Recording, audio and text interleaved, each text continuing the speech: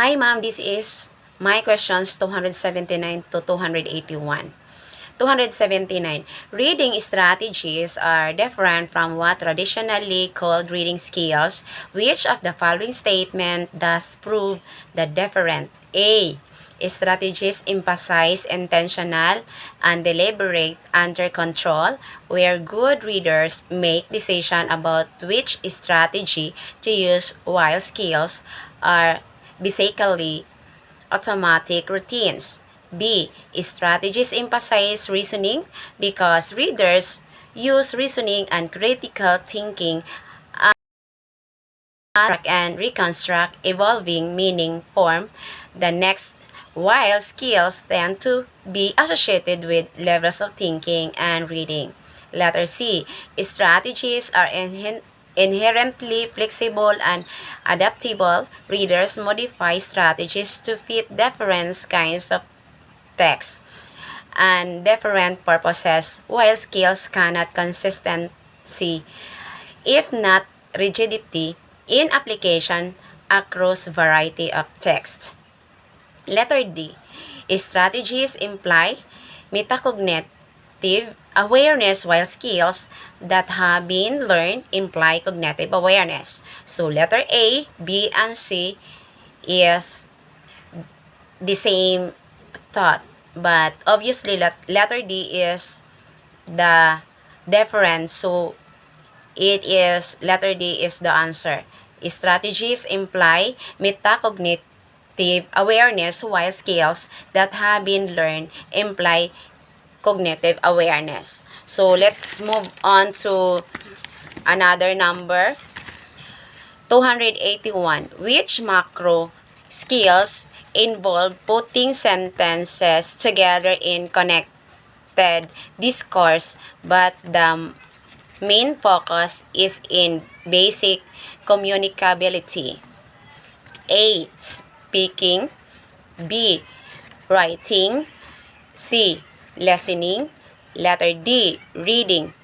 So, when we say skills involve putting sentence together in connected discourse, it is obvious that the answer is letter B, writing, because of the word putting together, sentence together. So, letter B is the answer. 281. Which is a critical foundation for reading, writing, and spelling, and it is the agent of learning and thinking. A. Writing language development. B. Cognitive development. C. Oral language development. Letter D. Affective development. So when we say foundation for reading, writing, and spelling, is the answer is letter C, because of the all and all of the learning ability is the oral language development. So let us move on to 282. At what age does a child normally gain level of oral competence in the language that will enable him or her to become a fluent reader and writer?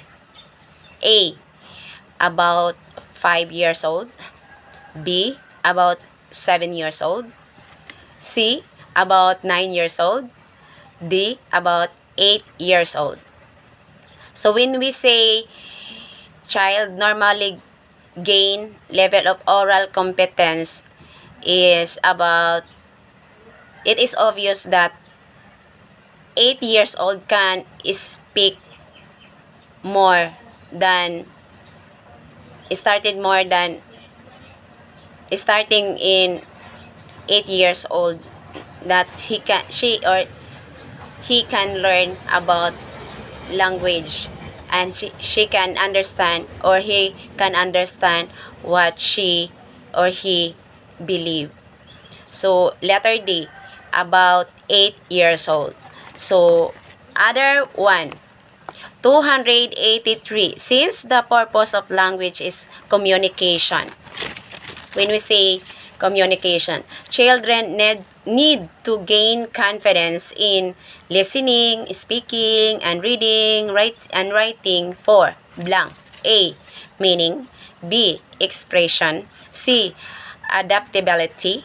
D. Comprehension. When we say purpose of language is communication, children need to gain confidence. So, the children, it is confidently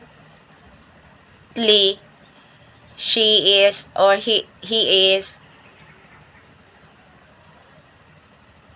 in the in and he can understand, so he can give the meaning of the word.